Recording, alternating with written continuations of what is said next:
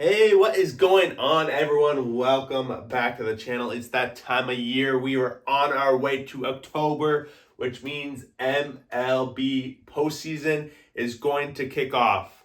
Realistically, it's starting September 30th, but guys, I just cannot wait. We're the night before the wild card weekend kicks off. Not weekend, but wild card week. And we're going to go over and do my playoff prediction video that we do every single year that this happens.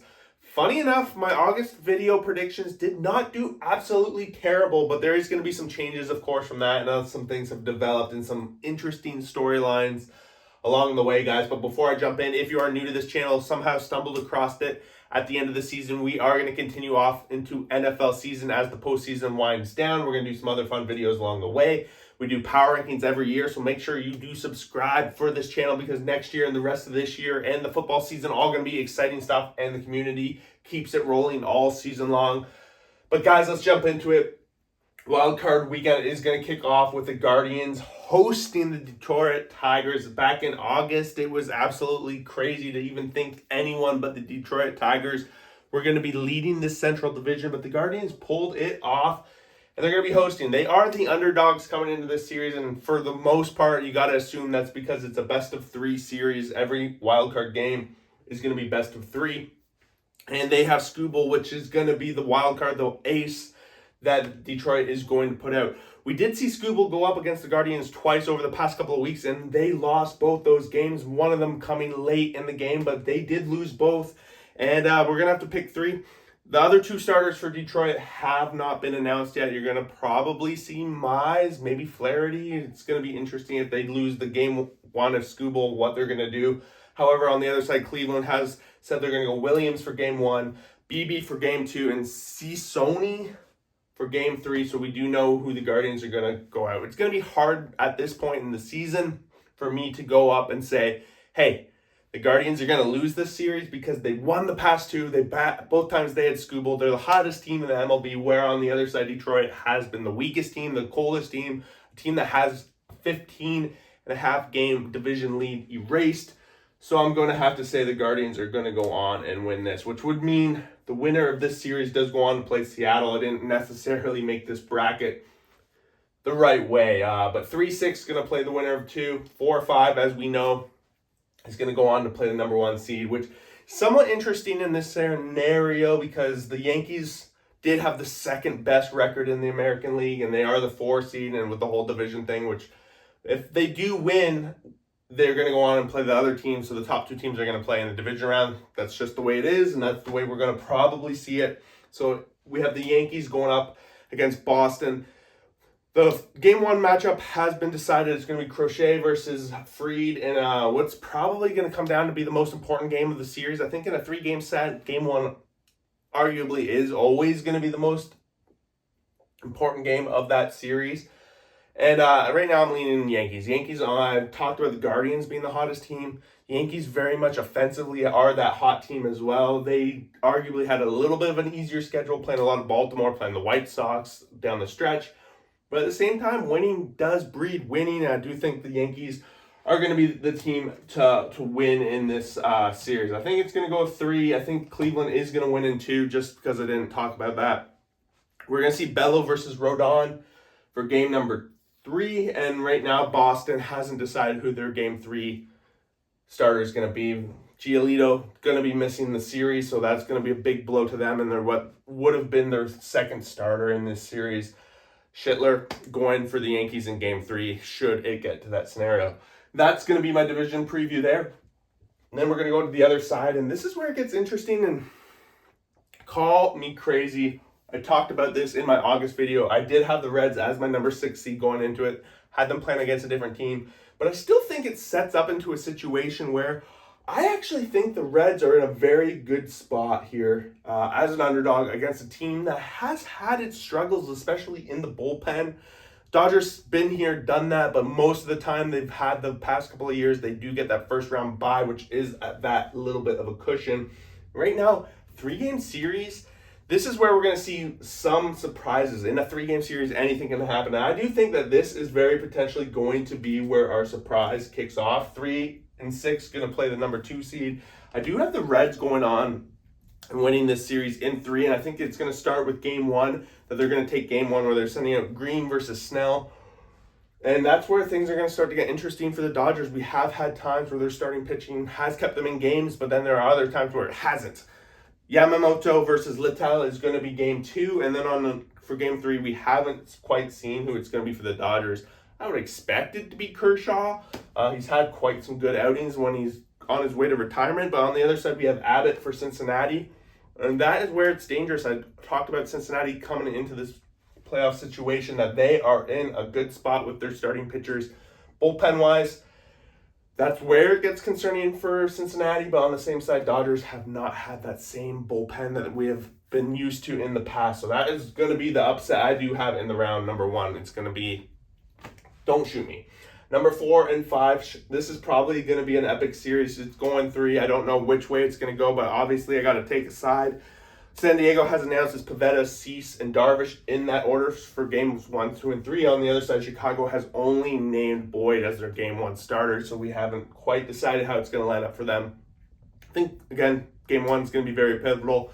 Boyd versus Pivetta could go either way. I think on the one deficit, San Diego has not had a top 15 offense all season long. I think that is going to end up being the difference maker, which is going to set up a central rematch between the Milwaukee Brewers and the Chicago Cubs. I do think that one goes 3. So then moving on to the best of 5, we're going to go into the ALDS first. And I know as a Blue Jays fan, this is what we're not really excited about, but at the same time, story-wise, this is setting up to be quite a narrative in the MLB season. Yankees have been pretty bad trash-talking the Jays and vice versa.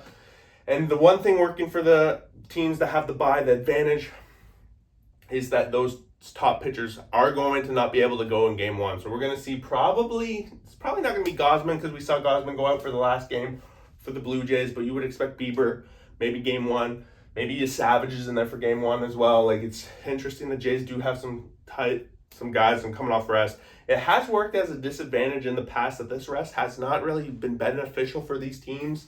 In the past, we saw it with Baltimore last year. But I do think this series is going to be one for the ages. It's going to go 5. And right now, I am leaning that the Blue Jays are going to go on to the championship series in 5. I do think they get out to a 2-1 lead after 3 and are able to squeeze it out. That's kind of how my prediction's going. On the other side, I do think Seattle's in a good spot. They're, again, one of the hot teams going in, and I think that's going to play a big storyline. If you're hot going into the playoffs, that always helps with them. And I think the pitching rotation is something that is very much in Seattle's favor. We're going to see Cleveland scuff their way through. I do think they're going to go 2-0. It's a bold prediction, but I do think they're going to go 2-0. But Seattle is going to take care of business in 5 against Cleveland and move on to what is going to be one of the most epic championship series. Maybe I'm just trying to put it into fruition, being a Vancouver boy myself, but it's going to be exciting. On this side of the bracket, getting into an interesting spot. This one's actually, I think, is going to be a lot closer. I think this one still goes 5, but I am going to give Philadelphia the benefit of the doubt that they are going to go to the best of 7 championship series. They're going to be able to take care of business with Cincinnati.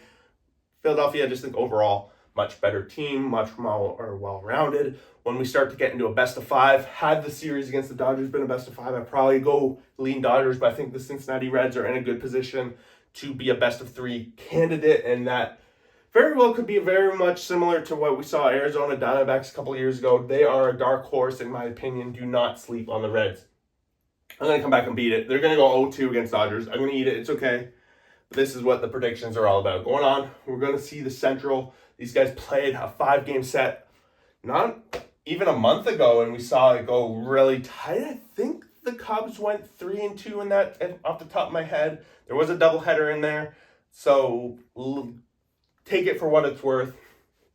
At this point, you got to give the benefit to the Milwaukee Brewers. They haven't been like the team that we saw in early August, July as of late, but they really built themselves a massive comeback in this division. They built themselves a nice cushion. We saw the pitching, we saw the hitting, we saw all aspects of this team. I predicted them to win the World Series last year at this exact video, so I'm going to put them here. Not that that has anything to do with this prediction. I do think they are the better team. I think this, again, is going to be a 4-game series. I think they're going to win 3-1, and go on to the championship. So with that being said, running out of space on the board, so I'm just going to kind of slide these teams over here because we're going to start talking about World Series, right?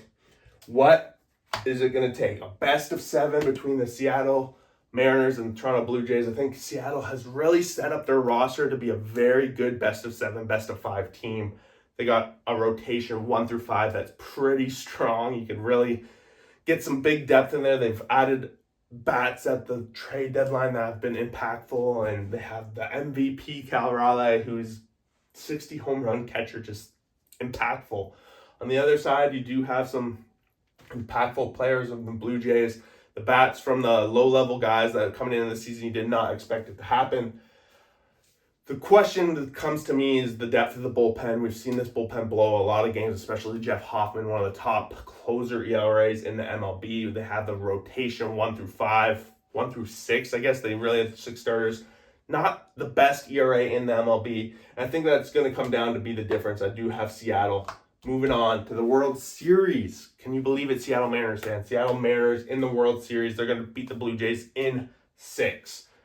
Now we got the Brewers and the Phillies.